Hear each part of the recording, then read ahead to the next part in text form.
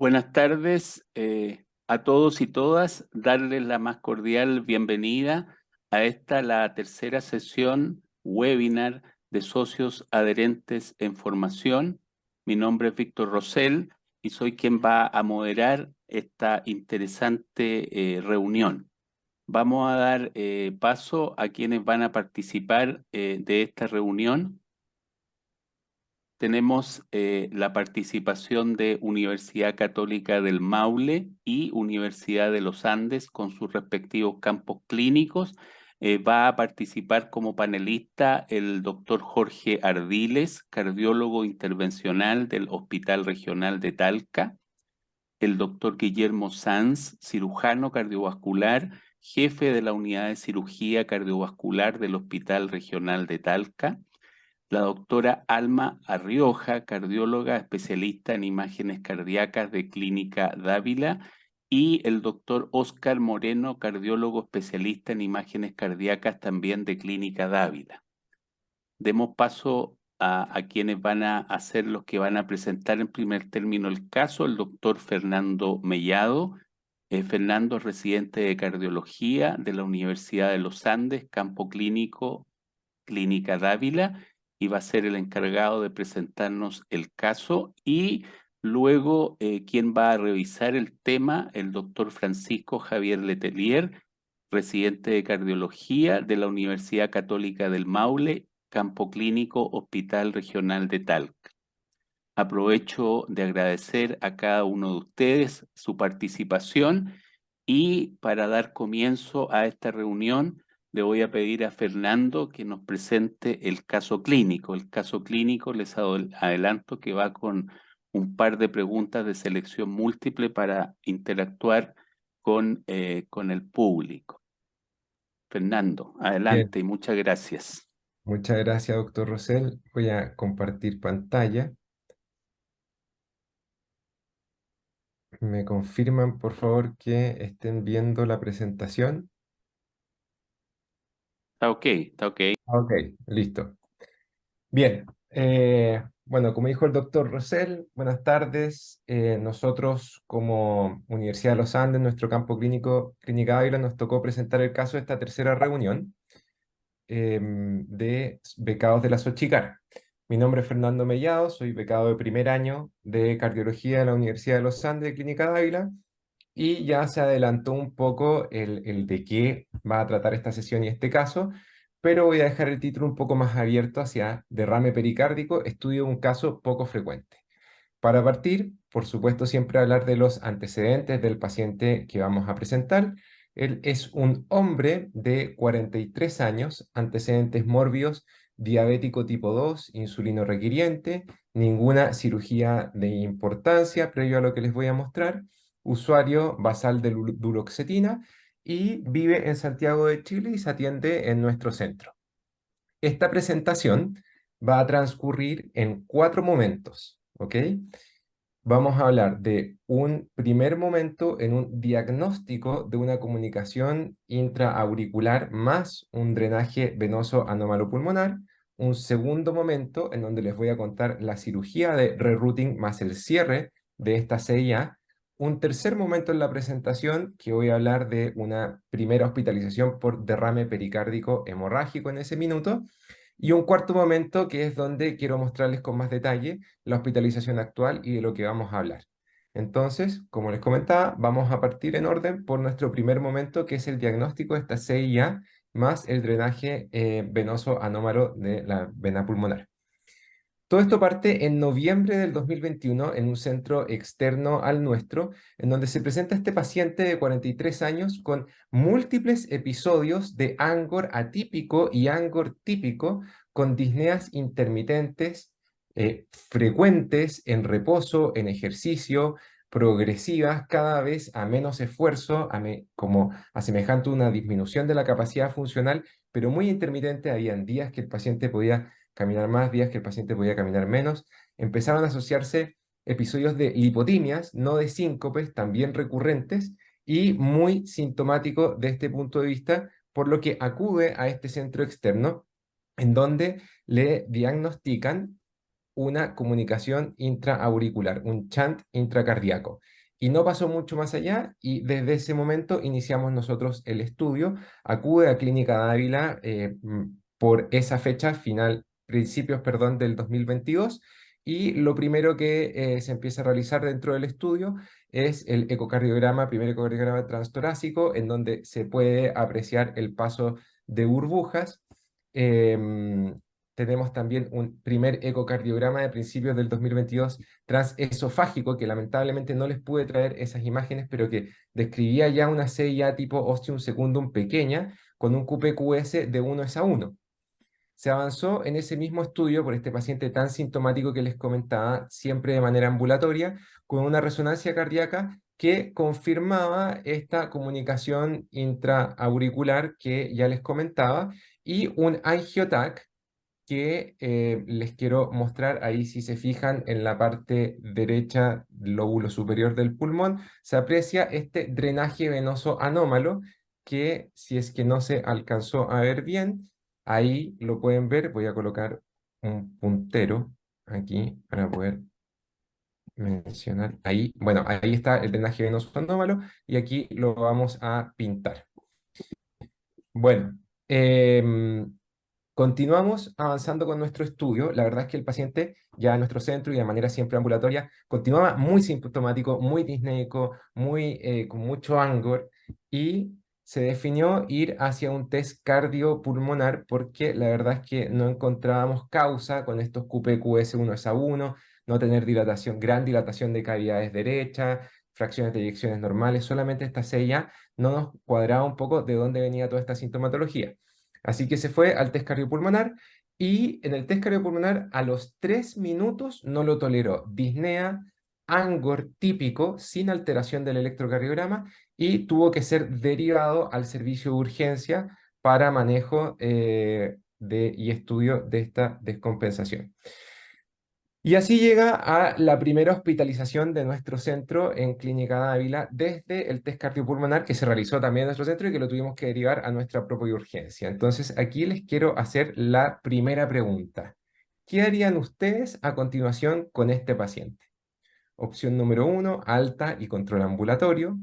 2, cirugía para cierre de CIA. Un minuto, se me puso la imagen de la votación encima. 3, sondeo cardíaco derecho o de interconsulta a cardiología.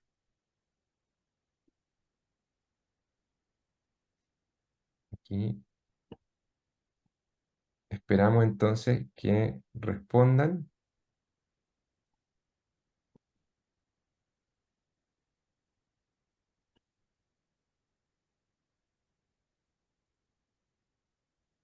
No he podido todavía ver ninguna respuesta. No sé si me Yo sale. creo que esperemos unos 30 segundos y ahí Ya. mostramos los resultados.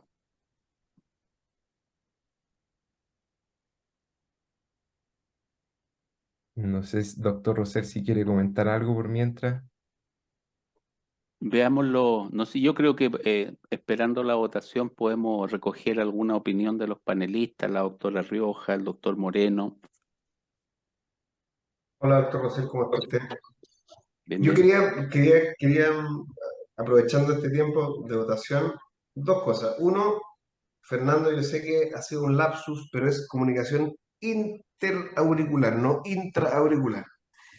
Y dos, en la resonancia que mostraste, yo diría que las cavidades derechas dan la impresión de que están un poquito grandes, sobre todo si uno las ve de manera cualitativa al compararla con las cavidades izquierdas. Da la impresión, ese cine que mostraste, que son mayores las derechas a la izquierda. No sé si mi colega Alma Rioja está de acuerdo, pero yo diría que se ven un poquitín grandes. Sí, comparativamente. Buenas tardes.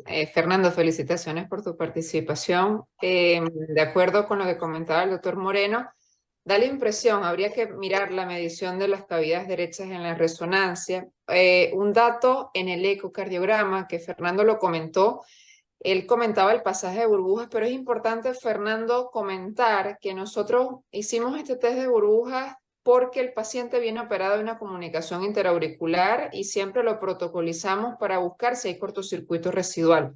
De hecho, sin saber más nada de los detalles quirúrgicos de este paciente, nosotros nos planteamos que había un cortocircuito residual, por ejemplo, con esa imagen que tú tenías allí, que fue el video que colocaste, porque había un pasaje importante de burbujas hacia el lado izquierdo. Luego, cuando veamos más adelante, esto lo podemos aclarar, pero tiene que ver con la técnica quirúrgica de este paciente. Entonces, mensaje acá importante, una comunicación interauricular operada o que se le haya colocado, el defecto haya sido sellado, siempre le hacemos por esta razón test de burbujas para garantizar o para quedarnos tranquilos que no hay cortocircuito residual. Y esto va de la mano con las otras imágenes que se le hicieron a este paciente, porque probablemente, como lo mencionaba el doctor Moreno, se sospechó en que había dilatación de cámaras derechas, por ejemplo, como sabemos la repercusión de una CIA usualmente es en cavidades derechas.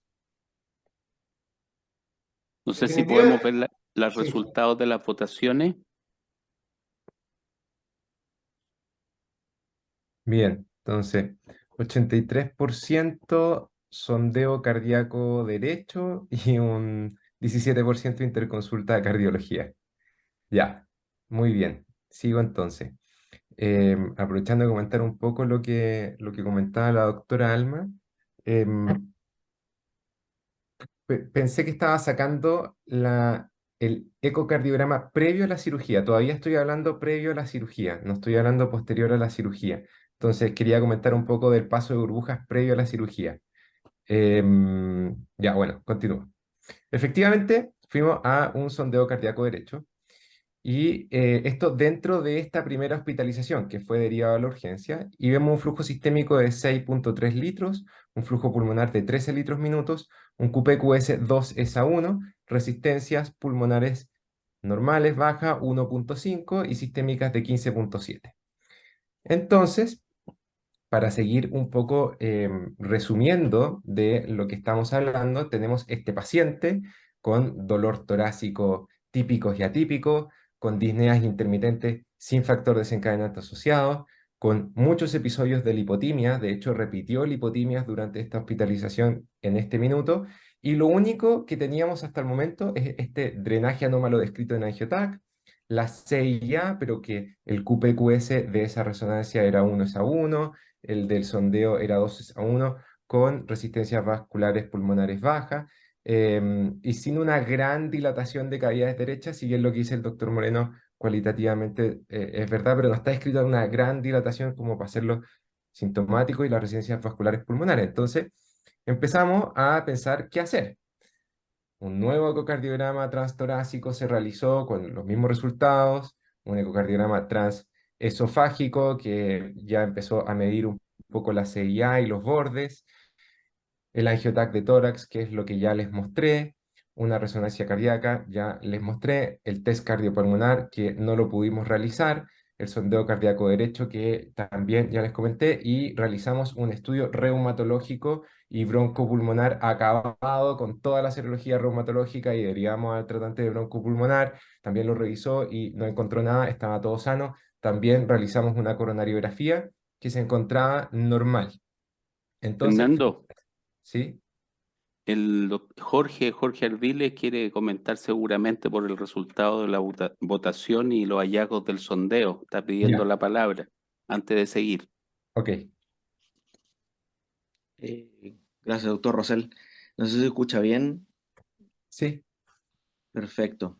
Mi saludo, estoy acá al otro lado del mundo, estoy en París, estoy en el Congreso Europeo de Cardiología Intervencional, pero estoy aquí, obviamente, apoyando, ¿cierto?, la formación de los nuevos cardiólogos y los becados de tanto de la clínica Los Andes como mi centro, el Hospital Regional de Talca.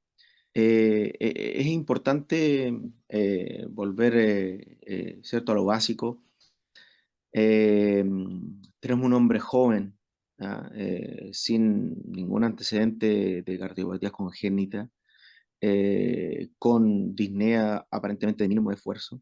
Y concuerdo con los colegas, en la resonancia se ve que las cavidades derechas a lo menos están prácticamente de igual diámetro que las cavidades izquierdas. Eso da para pensar, ¿ya? Sería bueno haber visto cuánto era la presión sistólica de la arteria pulmonar que les daba en el eco inicial, ¿ya? Pero hacía sospechar de que obviamente había algo ahí en que podría estar explicando la disnea de este paciente, ¿ya? Eso es importante para todos los residentes que nos están viendo, el sospechar, sobre todo en hombres jóvenes, ¿ya? Aparentemente este paciente no tenía muchos factores de riesgo, pero sospechar en hombres jóvenes cuando hay un test cardiopulmonar o un test de esfuerzo con baja capacidad funcional, es importante obviamente hacer la coronariografía. Nosotros cada vez como cardiólogos intervencionales vemos más cardiopatía coronaria en hombres jóvenes, pero si las coronarias están sanas como comentó el colega, eh, sospechar qué está ocurriendo con este paciente, por qué está con tanta disnea, por qué las cavidades derechas están parecidas en diámetro a las cavidades izquierdas. Eso no es normal en un paciente joven de 40 años sin factores de riesgo, ¿ya? Eso da para pensar en buscar algo más. Obviamente el cateterismo cardíaco derecho en este paciente es de regla, sobre todo si estamos pensando que hay un chant de izquierda a derecha. El chant parece significativamente con significancia hemodinámica, ¿ya? 2E a 1, si mal no recuerdo de lo que mostró el colega.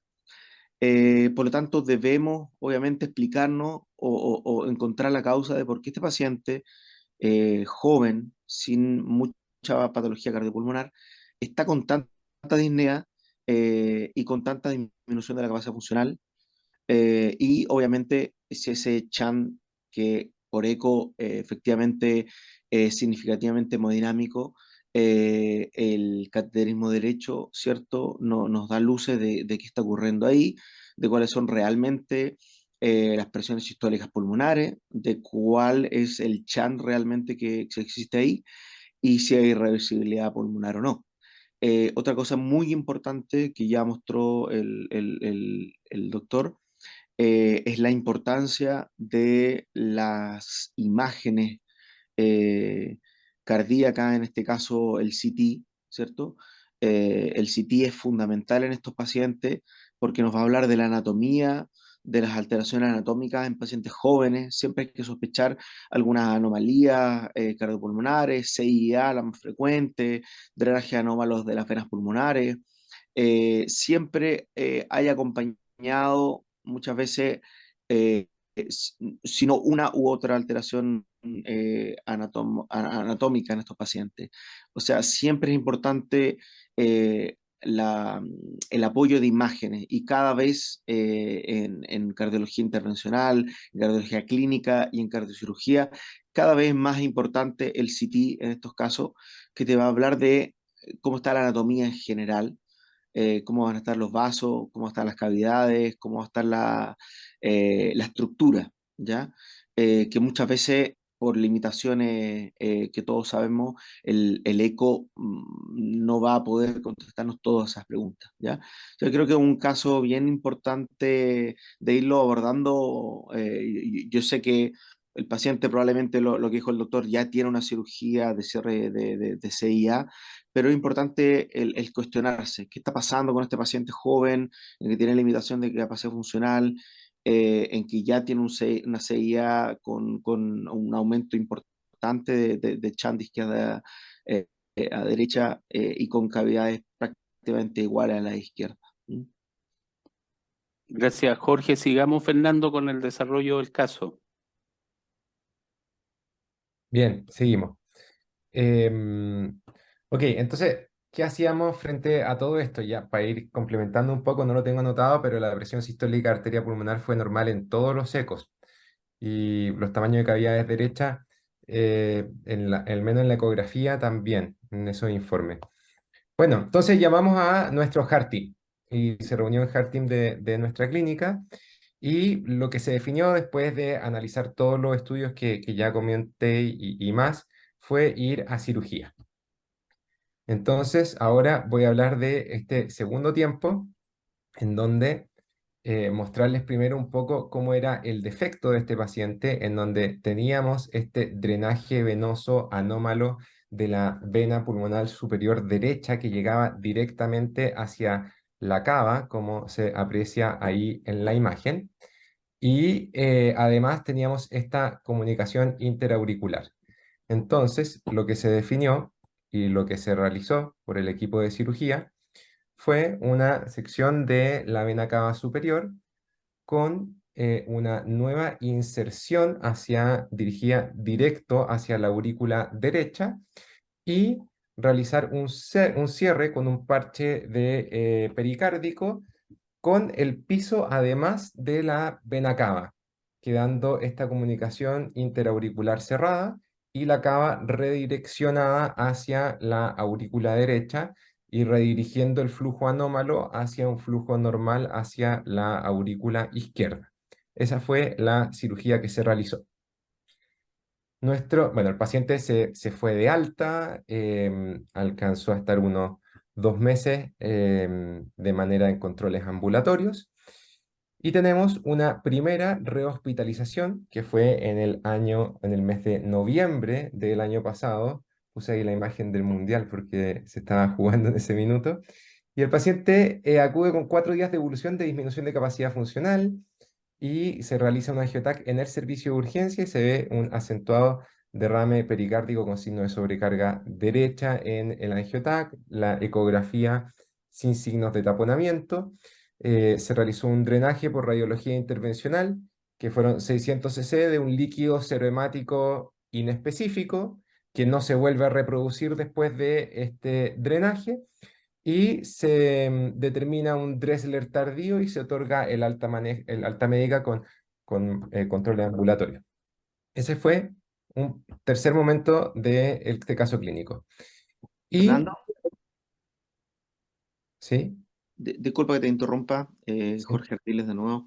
¿Tenemos alguna conclusión de por qué el HERT-Team prefirió ¿cierto? La vía quirúrgica en este caso y no una vía intervencional, pensando en la edad del paciente, pensando en que se podía resolver las dos patologías por vía intervencional? ¿Había algún tema con el cierre de la CIA? Em, la verdad es que no tengo la respuesta en este minuto así en específico a esa pregunta.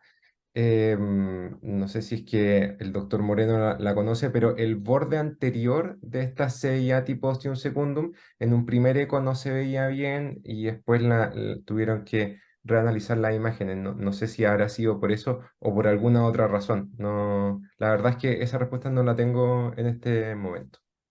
No, si bien yo no participé en ese cartel, pero yo entiendo que fue por poder solucionar también el drenaje anómalo parcial, que eso no hubiera sido posible de solucionar hasta donde yo entiendo por vía percutánea. Sí, Si bien no es como la solución ideal, pero muchas veces los drenajes anómalos o incluso las anomalías coronarias que drenan a la pulmonar se pueden cerrar vía coil o vía dispositivos de cierre. Eh, Me imagino que se discutió en ese momento y hubo algo ahí en que se prefirió la vía quirúrgica. Alma, tú querías comentar algo. solamente comentar, no conozco la respuesta exacta, ojo, tampoco participé de la reunión del HEART Team, pero lo que sí sé es que este paciente luego cuando nosotros lo recibimos tenía una CIA, efectivamente ostium secundum, pero con malos bordes hacia la cava superior y era allí donde estaba drenando una de o donde estaba el drenaje anómalo de esa vena pulmonar y intuyo, igual que lo comentaron previamente, que esa es la razón o una de las razones por las cuales prefirieron la vía quirúrgica. Es decir, Fernando comentaba que la ausencia de borde anterior, sin embargo, sabemos que esa no es un impedimento para un cierre percutáneo de solo comunicación interauricular. Es decir, si el resto de los bordes está bien, puede resolverse vía intervencional. no parecía ser este el caso. Gracias, Alma. No sé si Guillermo tiene alguna observación, alguna opinión respecto de la resolución quirúrgica y de la complicación posterior que tuvo este paciente. Bueno, yo preferiría escuchar más datos, pero desde ya llama la atención algunas cosas. Eh, Estamos hablando de un ostium tipo seno venoso, porque está cercano a la cava donde está drenando justamente la cava, la vena anómala. Más que un ostium secundum, se llama CIA tipo seno venoso. Eh, No quisiera comentar ahora frente a lo que se hizo. Bueno, el cirujano habrá tenido sus razones para haber desinsertado la cava, todo. No, no veo bien las imágenes como para haber dicho, no, basta con colocar un parche. Pero bueno, son decisiones quirúrgicas en la mesa en realidad, así que no quiero ahondar más en ese tema. Preferiría seguir escuchando el resto. Ok, Guillermo, gracias. Sigamos entonces, Fernando, con la evolución de este caso. Eh, Voy. perdón, del punto de vista técnico quirúrgico, ¿se podría haber ligado el drenaje anómalo y haber colocado un parche de pericardio en la sella? Sí, la verdad que yo no sería capaz de hacerlo, no me atrevería. No sé cómo evolucionan esas oclusiones después, sobre todo que un hombre de edad ya, 40 y tantos años, acostumbrado a tener esa vena Mm, y de repente ligársela, yo no sé cómo evoluciona. perfecto. Sigamos, Fernando. Seguimos. Ok, entonces, hospitalización actual.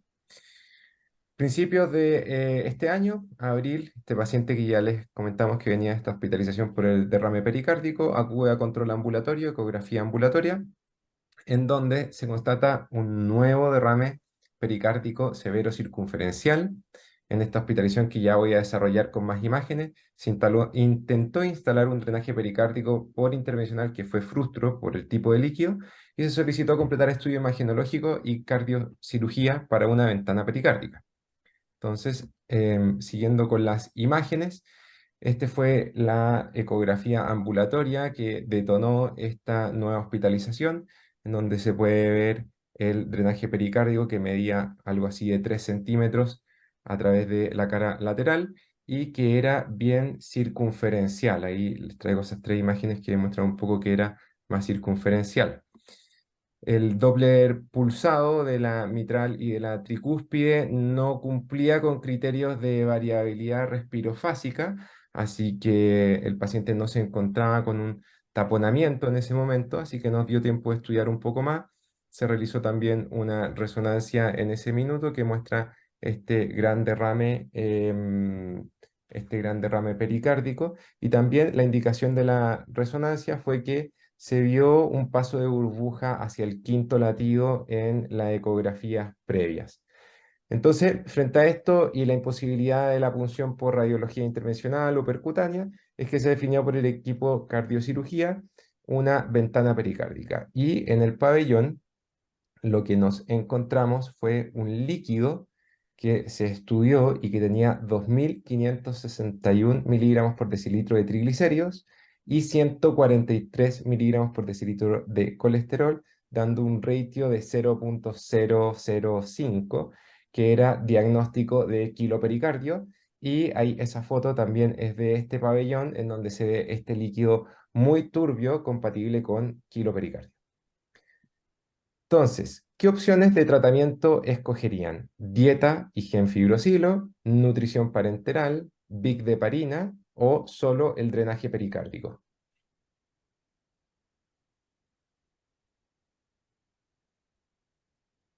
Pueden votar, damos unos 30 segundos para que la audiencia vote y después revisamos los resultados.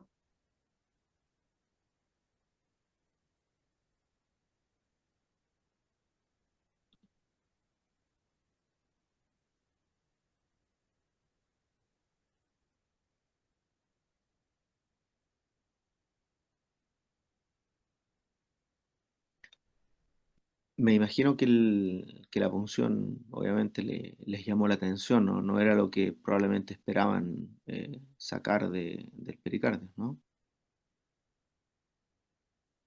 Claro, claro, por supuesto. En ese minuto yo ya conocía al paciente y teníamos esta hospitalización previa por derrame, en donde había sido un derrame cerebrohemático inespecífico en el fondo. Entonces, no esperábamos encontrar algo. Y algo interesante también, Fernando, es que esas imágenes que mostrabas del ecocardio, si bien el kilopericardio tiene esa apariencia bastante dantesca, cuando la muestras en la foto, una vez que se obtiene el líquido de la punción, no era la imagen que veíamos por el ecocardiograma, acotando que era un ecocardiograma subóptimo porque estaba muy dolorido el paciente, tenía en ese momento algia en todo el tórax anterior, le costaba un poco el tema de respiración, si bien ya le estaba habituado a esa dificultad respiratoria postquirúrgica, pero el mensaje es muchas veces nosotros podemos intuir desde el ecocardiograma por la apariencia que tiene la separación de láminas del pericardio, qué líquido más o menos nos podemos encontrar. Y para nosotros también fue un tobo de agua helada sobre la cabeza porque no esperábamos que encontrasen cuando hicieron la ventana pericárdica líquido o kilo en este caso. Entonces, creo que eso es un mensaje para llevarse también. Eh, a veces es muy clara la imagen, a veces cuando hay sangre, nosotros somos capaces de afirmar que el pericardio está ocupado por sangre, porque la apariencia es bastante típica, pero en este caso nos jugó en contra de la apariencia. Si podemos ver los resultados de las votaciones, Bien, entonces, nutrición parenteral, 67%, Big de Parina, 17%, solo drenaje, un 17%. Bueno, un poco la discusión de la materia la vamos a dejar a Francisco en la segunda presentación, pero efectivamente aquí habían un par de opciones que pudieron haber sido el resultado. Nosotros nos inclinamos en un primer momento hacia una dieta sin genfibrosilo, pero rápidamente nos pasamos a un manejo con nutrición parenteral, que con la nutrición parenteral mantuvimos al paciente durante los primeros días de hospitalización. Y anduvo bien en un primer momento, logramos egresarlo al servicio de intermedio con su drenaje ya de esta ventana pericárdica, drenaje externo, y a los 4 días, porque fue de un viernes a un martes, clave azul en el servicio intermedio, sabíamos que era la cama donde estaba este paciente, así que acudimos como unidad coronaria, varios de los residentes que estábamos ahí en ese minuto, y nos encontramos con un paciente con una insuficiencia respiratoria global a punto del gasping, con necesidad de ventilación mecánica invasiva inminente. Así que lo intubamos en el servicio de intermedio y lo trasladamos a la unidad coronaria, previo angiotac de tórax, que mostró en ese minuto un hemotórax izquierdo y un drenaje que estaba tapado, y que se tuvo que colocar otro tubo pleural dando salida a un líquido seroso, de nuevo inespecífico, que no cumplía criterio en ese minuto de kilopericardio. Pero más llamaba la atención en ese ingreso, y aquí, perdón porque no tengo foto y esto lo tuve que sacar de internet, pero llamaba la atención los signos del paciente en esta urgencia de la clave azul. Yugulares ingurgitadas, un poco de cianosis peribucal, edema de ambas extremidades superiores y edema de 2 a 3 cruces facial con circulación colateral no vimos, pero sí estaban los otros 3 signos bien claros, y el paciente tenía todo el hemicuerpo superior edematoso y todo el hemicuerpo inferior sin edema. Entonces se diagnosticó un síndrome de vena cava superior.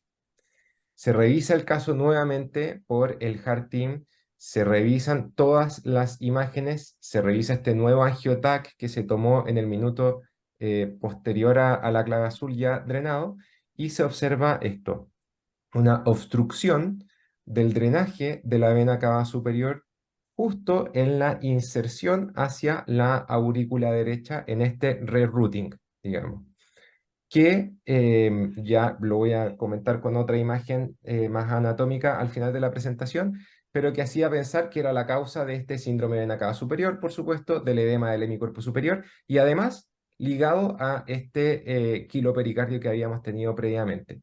Se discutió aquí de nuevo el abordaje quirúrgico contra el abordaje percutáneo y se prefirió ir a un abordaje percutáneo, en el que logré rescatar un par de imágenes. Ahí se ve cómo a la inyección de contraste no se llenaban las cavidades derechas del corazón, para luego, al instalar un stent vascular, se ve el flujo nuevamente ingresando desde la cava hacia las cavidades derechas del corazón. Y tengo aquí este video que quiero mostrarles, en donde ya está el stent instalado. Ahí se puede ver a derecha, intento hacer un zoom, en donde se puede ver que retorna el flujo completo hacia las cavidades cardíacas, que fue la solución de este paciente. Después de realizar este stent, se eliminó el edema de manera constante hacia su totalidad en un transcurso de un par de días, se pudo extubar el paciente sin problema, salió a intermedio y posteriormente salió de alta a la semana de este implante de stent.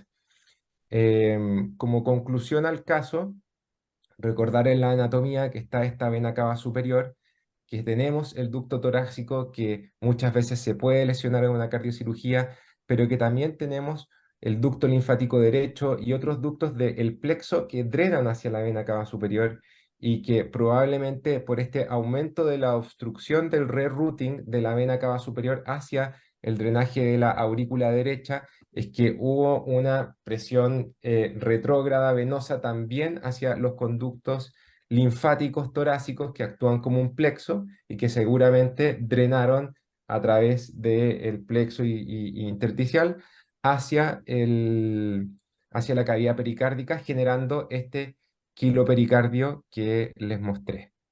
Así que, bueno, eso. Gracias. Gracias Fernando. Interesante caso y complejo caso.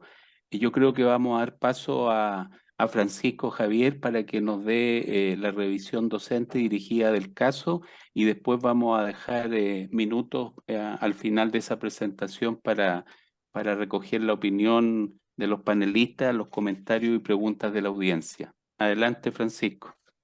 Sí, tiene que... Ahora sí puedo. Un segundo.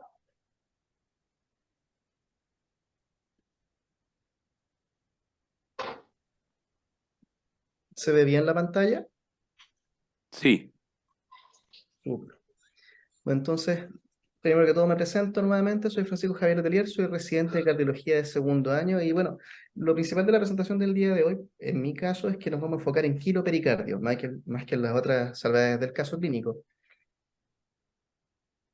Nuestra hoja de ruta en realidad, bueno, hablar un poquito, introducirnos a lo que es al pericardio propiamente tal, definir lo que es un quilopericardio, el alcance, el problema, algunas nociones de la fisiopatología del caso. Vamos a hablar un poco de la clínica, el diagnóstico, el tratamiento, la diferencia entre el quilopericardio y la pericarditis por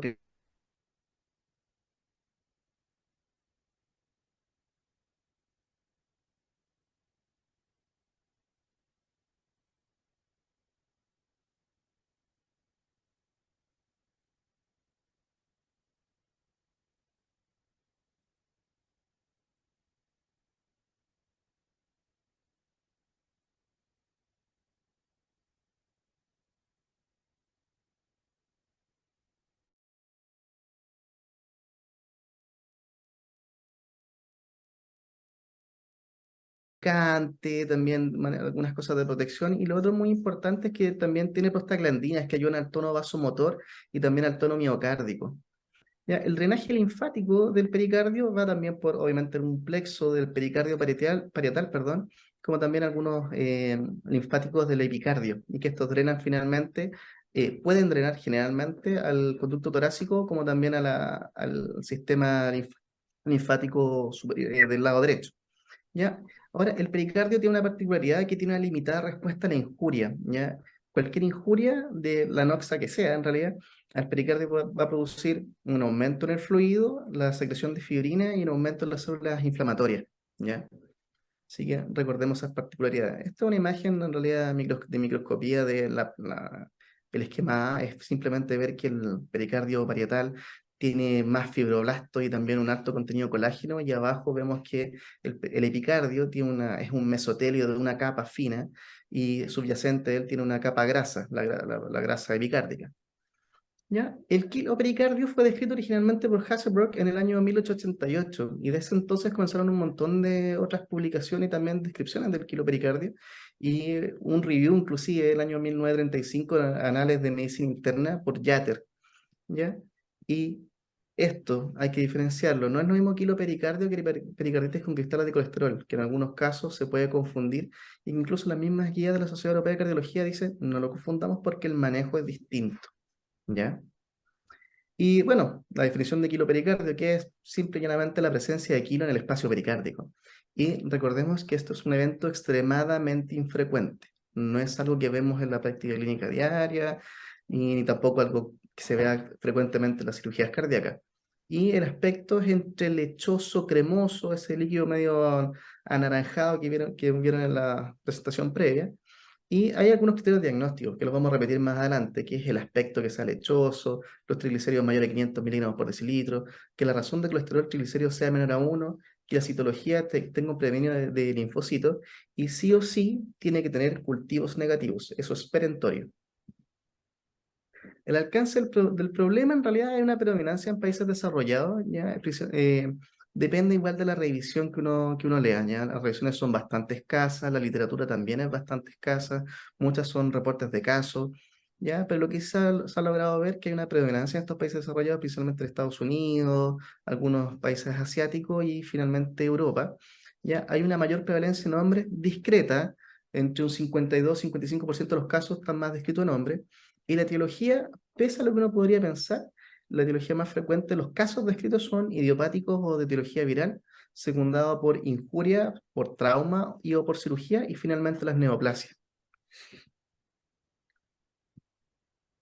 Recordando un poquito también la anatomía que nos mostró también Fernando, bueno, sabemos que todo lo que es el sistema linfático abdominal y extremidades inferiores llega a la cisterna del quilo, que pasa finalmente por el hiato aórtico, va subiendo medial a la vena ácido, ¿ya? Y también lateral a la aorta, ¿ya? Y va ascendiendo, va acefálico, finalmente pasa por detrás de la subclavia y finalmente desemboca en el ángulo yuglo-subclavio.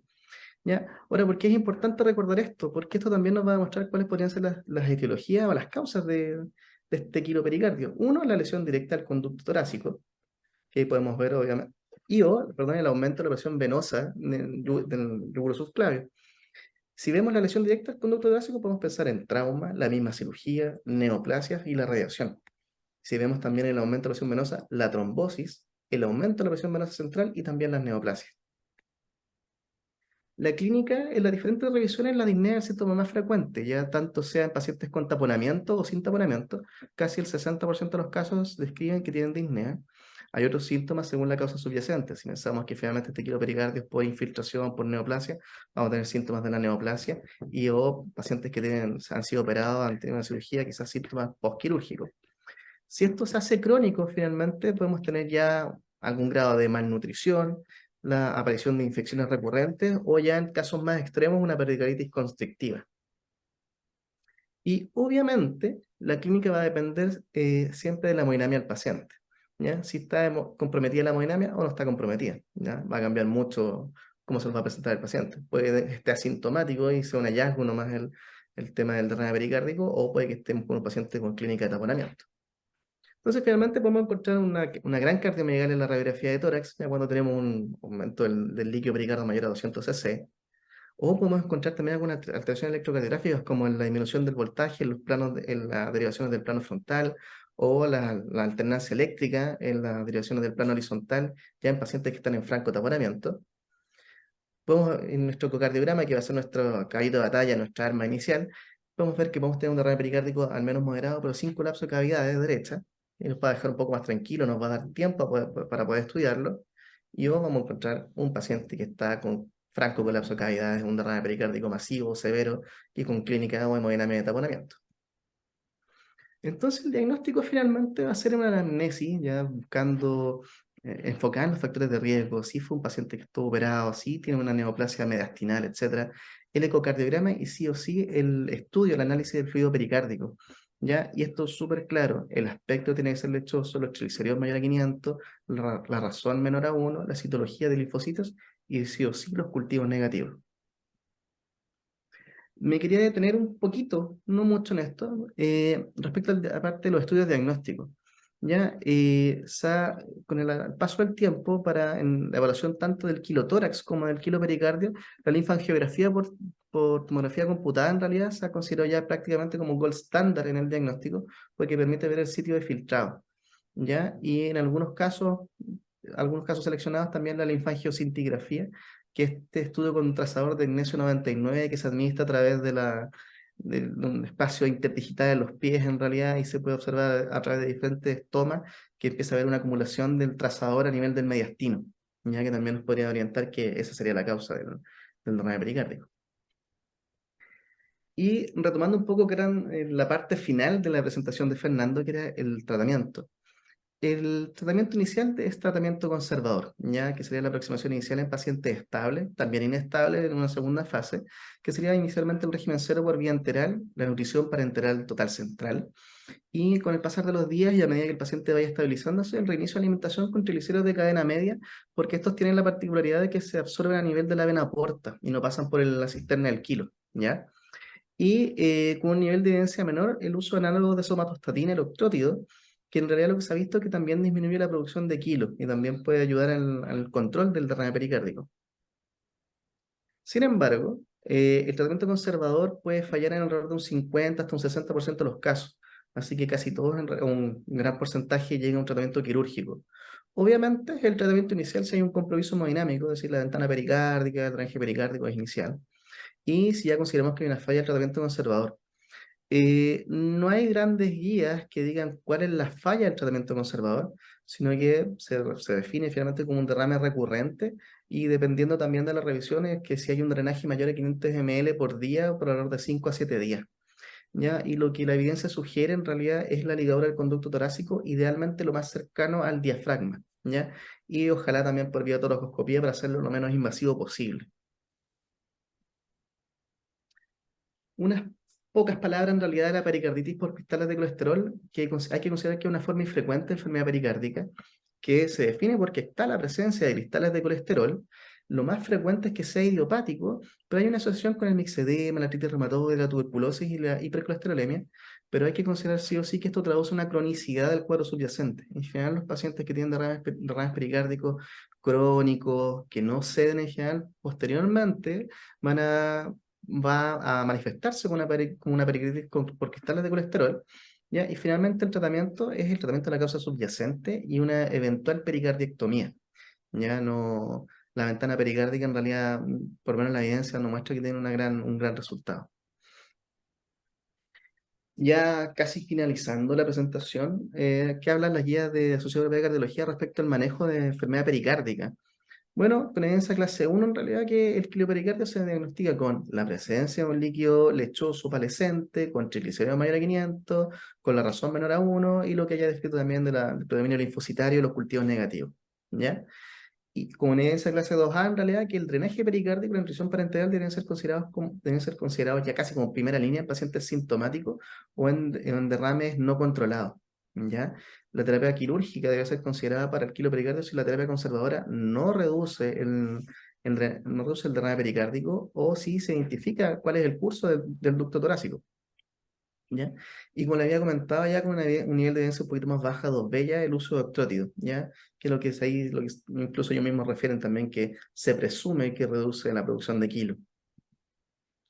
Ya, es como a modo de resumen, una pequeña revisión, una revisión del HART del 2023, que habla un poquito de qué hacer o cómo orientarse, ¿ya? Dependiendo tanto cuál es la etiología, si es idiopático, si es por trauma, quirúrgico, por algunas malformaciones congénitas, tumores mediastinales o enfermedad sistémica, cuál es la presentación clínica, si es crónica o con un paciente estable hemodinámicamente, si es aguda, con un paciente inestable hemodinámicamente, cómo vamos a establecer el diagnóstico y cuál sería el manejo. Si se fijan, es más o menos lo que hablamos ya en la presentación, ¿ya? Lo que vamos a encontrar, etcétera, etcétera.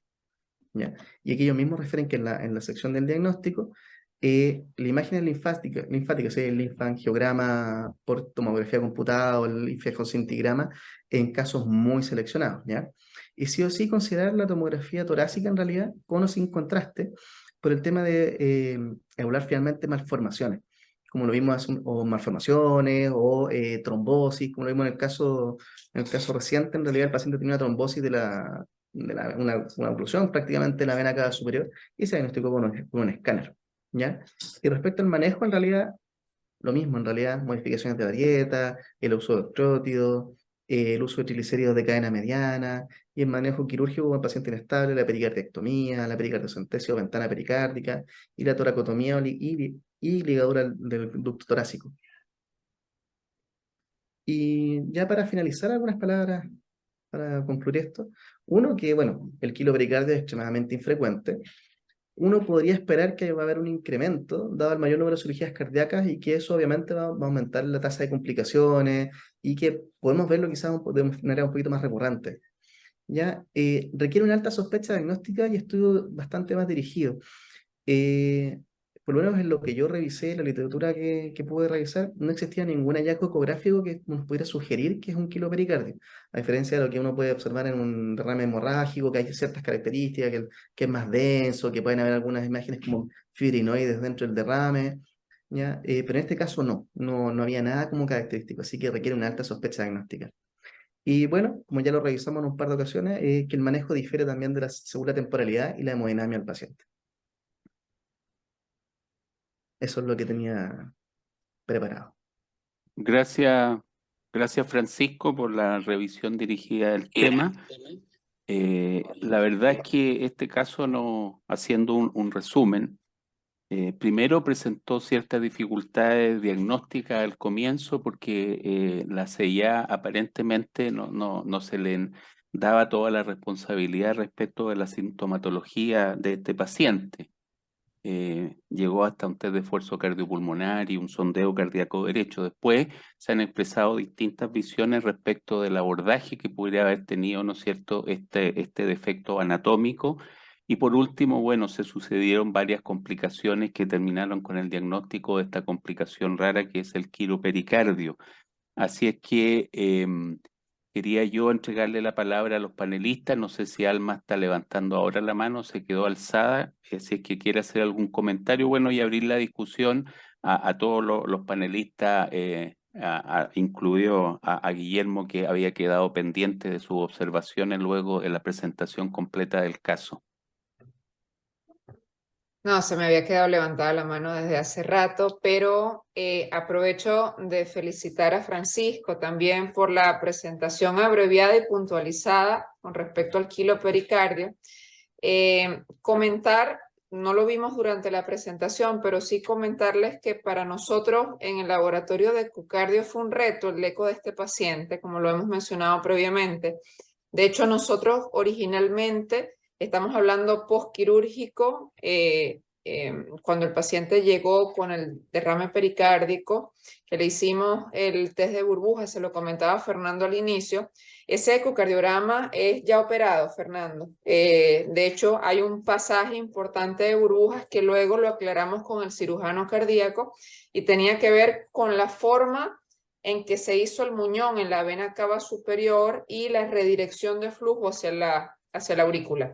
Entonces, nosotros originalmente pensamos que el parche estaba fugado, el parche que cerraba la comunicación interauricular, y luego comprendimos, de hecho, las alertas las levantamos y se hizo la resonancia magnética, entre otras cosas, pensando en que había una fuga del parche interauricular, y no era así. Este paciente, como bien Fernando lo había comentado, ya es conocido por el laboratorio, ya en múltiples oportunidades traía ecocardiogramas, y Fernando lo mostró en las imágenes. Una de las cosas que uno busca ante este tipo de derrames es si hay o no repercusión, como lo sabemos acá.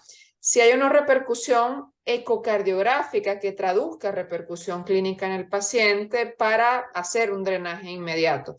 Entonces, en estos casos es importante mencionar que en una condición postquirúrgica las condiciones cambian. Es decir, nosotros valoramos un derrame pericárdico si tiene una repercusión, pero postquirúrgico y además con un pericardio que está ocupado con una separación de láminas de al menos 30 milímetros, se hace mucho más cuesta arriba el diagnóstico de, por ejemplo, constricción pericárdica en este caso. Sin embargo, hasta ese momento no había otros signos indirectos, no había patrón W de las venas suprahepáticas, por ejemplo, que nos hicieran sospechar en constricción pericárdica. Pero sí comentarles eso, que fue un reto para nosotros ecocardiográfico, comprender por qué había pasaje de burbujas en un paciente hacia la izquierda tardíamente en un paciente que tenía teóricamente sellado el tabique interauricular y que además tenía ligada la vena pulmonar que tenía drenaje anómalo en ese caso. No sé si el doctor Moreno quiere comentar otra cosa con respecto a las imágenes. Al inicio, perdón, cuando la mano estaba levantada, quería preguntarle a Fernando si en algún momento, porque el doctor Ardiles lo comentó originalmente, un paciente joven que está haciendo dolor torácico y que tiene una comunicación interauricular y un drenaje venoso pulmonar anómalo parcial en este caso, y se asocian el drenaje anómalo parcial a la comunicación tipo seno venoso, sobre todo el superior. Entonces, usualmente la vena pulmonar superior derecha, la que tiene un drenaje incompleto allí, pero esto no explicaba per se la clínica de dolor torácico que tenía este paciente. Entonces, mi pregunta en ese momento era, ¿se hizo una tomografía cardíaca, una angio de coronarias, por ejemplo, con miras a, por ejemplo, buscar un puente muscular, con miras a buscar un origen o más bien un trayecto anómalo coronario que explicase el desbalance oferta-demanda y ese dolor, porque no eran explicados por la CIA y tampoco había una sobrecarga importante de cámaras derechas? Lo que se hizo fue una coronariografía, pero angiotac coronario, no. No estoy casi seguro que no se hizo, solo angiotac de tórax común, digamos. Bueno, acá quería yo aprovechar de leerles dentro del chat antes de pasar la palabra a los otros, digamos, panelistas, que dentro de nuestro auditorio se encuentra el doctor Daniel Springmiller, que está en este momento en el Instituto Nacional del Tórax, y él ha hecho una observación a través del chat. Dice que el diagnóstico del paciente es una CIA tipo seno venoso, cava superior, que en el 100% de los casos se asocian a drenaje venoso pulmonar anómalo. El tratamiento habitualmente es quirúrgico, pero en los últimos 10 años sí existe opción percutánea mediante stent cubiertos.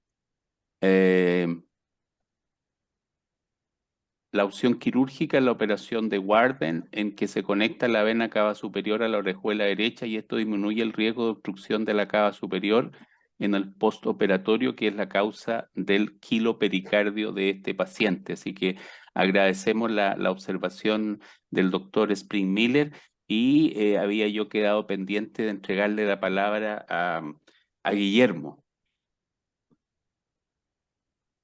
Víctor, no quiero ser general después de la batalla, pero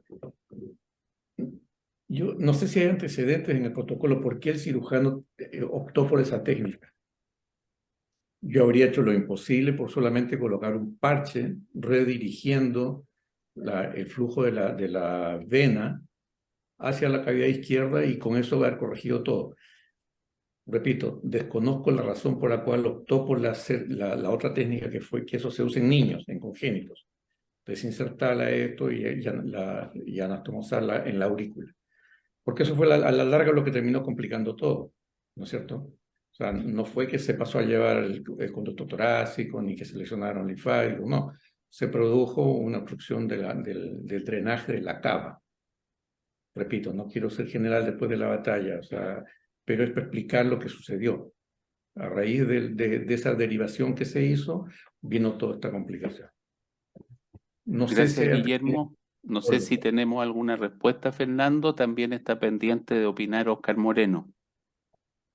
Sí, que justo yo iba a leer lo mismo que usted leyó, que nos comenta el doctor Spring-Miller. En el fondo, yo creo que remarcar lo que Daniel pone ahí, porque cuando hay, un poco para que les quede claro los pegados, cuando hay drenaje anómalo parcial, casi siempre o siempre la CIA es tipo seno venoso. La Ostium secundum no se asocia a drenaje venoso anómalo. Eso es una cosa. En segundo lugar, el tratamiento como nos pone Daniel ahí, habitualmente es quirúrgico. Yo ahí, él es el experto y nos pone que hay alternativas percutáneas ahora, pero eso siempre, porque de repente se comentó de ligar venas pulmonares, el tratamiento, hasta donde yo entiendo ahí, Daniel nos puede comentar si es tan amable, consiste en redirigir el flujo de la vena pulmonar hacia la aurícula izquierda, digo, y no en ligarla nunca. Porque de hecho, cuando yo diría que los casos más frecuentemente, que igual son raros, pero que los que más vemos de oclusiones de venas pulmonares son secundarias a los procedimientos que hacen los arritmólogos para hacer ablaciones de FA, y habitualmente son un desastre. O sea, cuando uno liga una vena pulmonar, hay todo, disnea, hemoptisis, infartos pulmonares, no es, eso entiendo yo, no se hace, no se ligan las venas pulmonares, se redirige el flujo. Así que bueno, y concuerdo también en que evidentemente, lo comentaba el doctor que hizo la tan buena presentación de quilopericardio, que la causa del quilopericardio de este paciente fue iatrogénica y secundaria a la cirugía. Y contestándole al doctor Sanz, yo desconozco también por qué usaron esta técnica, tal vez porque era un poquito muy alta el drenaje, no llegaba justo al que es lo más típico de ver, que la vena llega a la cava justo en la inserción a la aurícula derecha, sino que está bastante más arriba. Entonces, se me ocurre que el cirujano no le quedó otra. Ahora, lo desconozco. Jorge, ¿algún comentario? Eh, Gracias, doctor. Eh, bueno, los casos de quilopericardio son extremadamente raros. Yo en mi humilde práctica clínica, yo creo que de las 15 veces que he sacado contenido lechoso del pericardio ha sido 14 veces pus, y una vez saqué un contenido que era secundario a una tuberculosis. No me ha tocado la experiencia de sacar quilopericardio. ¿Ah? Por eso felicito a la gente de la Clínica Los Andes, de la Clínica Dávila. Me imagino que ojalá puedan publicar este caso porque es muy, muy desafiante desde el punto de vista clínico. ¿Ah? Lo decía la doctora Alma, desde el punto de vista clínico, desde el punto de vista ecográfico, desde el punto de vista del heart team. Yo creo que para los becados que nos están escuchando, puntos claves en este caso, además de que el desarrollo y el desenlace del caso fue espectacular desde el punto de vista clínico, y maravillosamente para nosotros los intervencionales se pudo solucionar a través de un stand. Eh, este caso tiene varios puntos a tener en cuenta para los becados. El primero es por qué un hombre joven, ¿cierto?, está desarrollando disnea y disminución de su capacidad funcional, y angina en el fondo. Y luego, por qué un hombre joven, después de una intervención cardíaca, está desarrollando derrame pericárdico, derrame pleural a repetición, ¿ya? Los casos de quilopericardio son extremadamente raros como comento.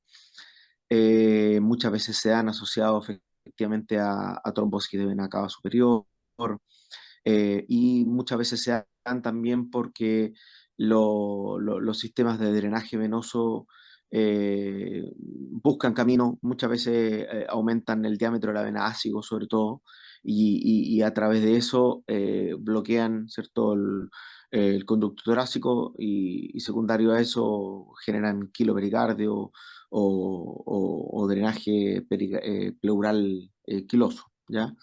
No es lo más frecuente. Lo más frecuente obviamente son infecciones asociadas a pericarditis, y los secundarios son secundarios a TBC, cáncer, ¿ya? Pero importante la sospecha y la sospecha. Y lo importante también para nuestro residente de formación es la importancia del trabajo en conjunto, la importancia de un Heart Team, ¿cierto? Que evalúa desde el punto de vista clínico, desde el punto de vista ecográfico, desde el punto de vista hemodinámico, desde el punto de vista quirúrgico, la mejor solución para el paciente, teniendo en razón de las herramientas actuales disponibles en cada centro, incluso teniendo la disponibilidad y la humildad muchas veces de poder derivar a estos pacientes a un centro de mayor complejidad, ¿ya? Yo creo que esa es la gran enseñanza en este caso, ¿ah? El tener una capacidad de poder discutir estos casos muy complejos con un equipo multidisciplinario cardiológico, y tener el pensamiento siempre puesto en el paciente, que es lo mejor para el paciente, si nuestro centro efectivamente es capaz de resolverlo de la mejor forma, o lo podemos derivar a un centro de alta complejidad. Yo felicito a Fernando, felicito también a Francisco por la excelente revisión de quilopericardio, como les comento, una entidad muy, muy poco frecuente. Y aprovecho de comentarles a todos los que están escuchando que nosotros tenemos becados de cardiología hace unos años atrás. Estamos bien contentos con Francisco. Está un colega venezolano también que inició en segundo año. Esperemos poderlos ver pronto, ¿cierto? Ojalá en las jornadas del PROCON, en el Congreso Nacional de Cardiología. Ellos están ávidos de poder demostrar sus habilidades también junto a los otros becados de cardiología, y encantado por participar en estas jornadas que no tienen más con el fin de poder aportarle a los becados en formación. Así que le agradezco la participación a la Suchicar. Gracias, Jorge. Daniel siguió aportando respecto del tratamiento percutáneo. Dice que consiste en colocar stent cubierto desde la cava superior por sobre la llegada del drenaje venoso anómalo pulmonar hasta la aurícula derecha. Esto hace que el flujo de la cava superior se vaya por dentro del stent cubierto hacia la aurícula derecha, y el flujo de las venas pulmonares anormales se dirigen por fuera de los stents a través de la CIA hacia la aurícula izquierda. Dice que es un poco complejo de entender, pero que han hecho algunos casos ahí en el Instituto Nacional del Tórax. Alma. Sí, bueno, comentar dos cositas nada más. Una es que, sobre todo porque acá el grosso de los que están conectados son becados de cardiología, por ejemplo, uno de los mensajes que dejamos acá, si bien los chicos han hecho un paseo por el caso de un caso complejo, como hemos mencionado, y se ha pasado por la multimodalidad, recordarles que esto precisamente sale de las reuniones de Heart Team y no se le hace multimodalidad a toda comunicación interauricular, por ejemplo, o a todo drenaje venoso anómalo. Eso por una parte. Por la otra, es muy importante que tengamos buena comunicación tanto como con el cardiólogo intervencionista como con el cirujano. Es decir, que aprendamos el lenguaje de ellos y ellos el nuestro, porque en estos casos complejos, y acá un paréntesis, al inicio me parece haber dicho comunicación ostium secundum, y esto es claramente una comunicación tipo seno venoso superior. Entonces, entendernos con el equipo tanto intervencionista como quirúrgico, porque de eso, de las imágenes que nosotros les ofrezcamos, también va a depender en parte la conducta de ellos. Si nosotros en Jartim decimos, no hay rodete de venas cavas superior o inferior, este es un paciente que va a ser quirúrgico probablemente.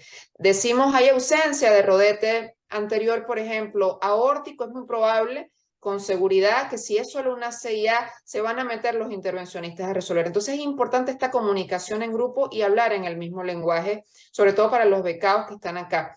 Y tal como lo han mencionado los doctores previamente, para los chicos que están acá en formación, este es un caso súper infrecuente. Invitamos a los becados que han hecho una estupenda presentación a publicarlo, porque ciertamente es un caso que no se ve siempre y que cuando se ve como estos casos dramáticos. Entonces, hay varios sitios donde pueden publicarlo. Los invito a publicar en la revista nuestra, en Retic. También, de hecho, están en preparación por allí las imágenes, así que nuevamente felicitaciones. Gracias, doctora Rioja. Bueno, reiterar los agradecimientos a Fernando, a Francisco, primero por la presentación del caso y segundo por la revisión dirigida de esta complicación infrecuente. No sé si Fernando y Francisco quieren hacer algún comentario ya para ir cerrando esta webinar. Yo en lo particular estoy muy agradecido a la oportunidad. Somos una escuela de cardiología joven, tenemos unos pocos años funcionando, pero y estas actividades nos acercan más a que nos conozcan también en el medio. Así que muy agradecido, muchas gracias. No, Fernando. también muchas gracias por la invitación a presentar este caso que me tocó verlo hace un mes y que lo estamos preparando para publicar. También agradecerle a todos los panelistas.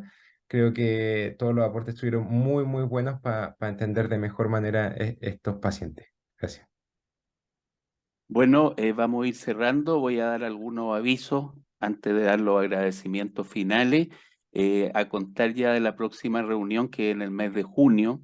Junio ya nos corresponden reuniones de carácter internacional. En junio vamos a tener una sesión conjunta con CONAREC, que son residentes de Argentina. En julio vamos a tener una colaboración con el ACC de Carolina del Norte.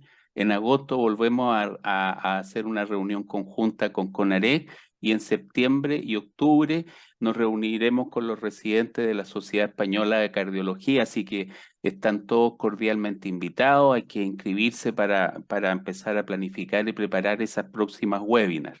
Están también dentro del último módulo del curso modular dirigido a socios adherentes, que es el módulo de hipertensión pulmonar, que partió esta semana. Y el último que estaba planificado, que es el de cardiogeriatría, coincide con el tema del curso anual de este año, así que va a ser ese el módulo de cardiogeriatría.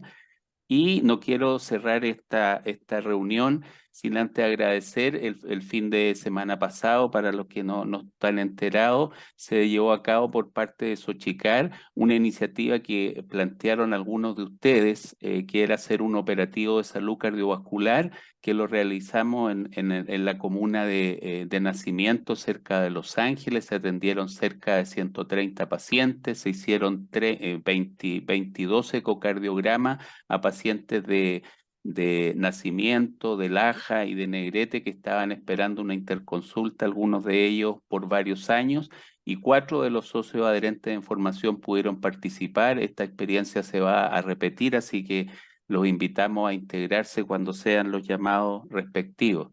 Así es que, para ir cerrando, quiero por último agradecer nuevamente la participación de los socios adherentes, agradecer a Oscar por sus interesantes comentarios, a Alma, a Guillermo, también a Jorge, y los comentarios en off del doctor Daniel Springmiller desde el Instituto Nacional del Tórax. Así que reiterando los agradecimientos, damos por finalizado esta sesión tercera de webinar de los socios adherentes en formación. Muchas gracias a todos por participar.